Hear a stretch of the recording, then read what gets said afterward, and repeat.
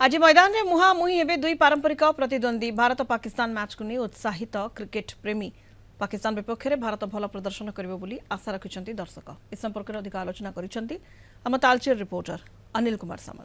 आरंभ हो सारी चैंपियन ट्रॉफी आज संडे मुकाबले रे इंडिया सहित पाकिस्तान रो हाई वोल्टेज मैच रही बेले या नहीं देखा क्रिकेट प्रेमी माने बहुत उत्साहित अच्छा आज किभली भाव में इंडिया यही मैच को बाजीमात करिबो ताकू नहीं से माने उत्साहित होगा सहित वर्तमान चीयर अप करुछंती इंडिया टीम को। तबे आमे वर्तमान आसिक पहुंचीचु तालचेर जो कॉलेज पड़िया ठारे पहुंचीचु सेठारे किसी क्रिकेट प्रेमी अछंती सीधा सड़क आलोचना करबा। आमे आज बहुत खुशी अच्छु कारण हमर इंडिया टीम सहित पुणी थरे पाकिस्तान मैच अच्छी तो आमे डेफिनेटली आशा करछु जे इंडिया पुणी थरे जितिबो मैच बहुत रोमांचक हबो। रोहित शर्मा, विराट कोहली, रवींद्र जाडेजा, मोहम्मद शामी एमाने आज भूमिका एमानकर गुरुत्व रहिबो।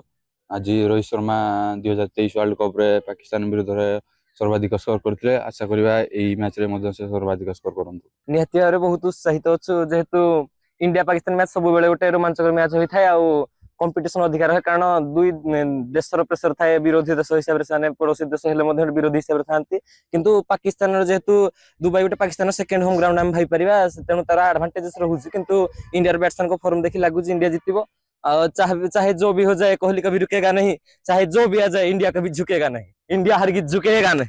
मत लगुच आज विराट कोहली फॉर्म को आसबे आज शतक मारे आ विराट कोहली आ नियति भाव में कौन कहे ये जो खेल आज इंडिया पाकिस्तान मध्य अच्छी केमती देखुं केते उत्साहित अच्छा जेहेतु पाकिस्तान खेल होम ग्राउंड होउची फास्ट टाइम आम देखिथिबे जेतलु पाकिस्तान खेल होतला हमरो इंडिया रो फ्लैग लागि नथला आम इंडिया रो फ्लैग एबे लागि जेहेतु परे भाइराल हला पर लागि से बदलाटा नेबा पय आम इंडिया आज निहाती जितिबो आ आम फ्लैग ताको होम ग्राउंड पड़िया रे आम फ्लैग इंडिया रो लागिबो। देखंतु इंडिया पाकिस्तान हमरो जहाले विरोधी दल देश होले भी आमे डेफिनेटली आम इंडिया जितियो बोले हम बहुत आशा रखीजु किंबा हमर विराट कोहली और रोहित शर्मा पर बहुत आशा अछि से निश्चित भलो शतक करिवे बोले हमर आशा अछि। तालचेर अनिल कुमार सामल, कलिंग टीवी।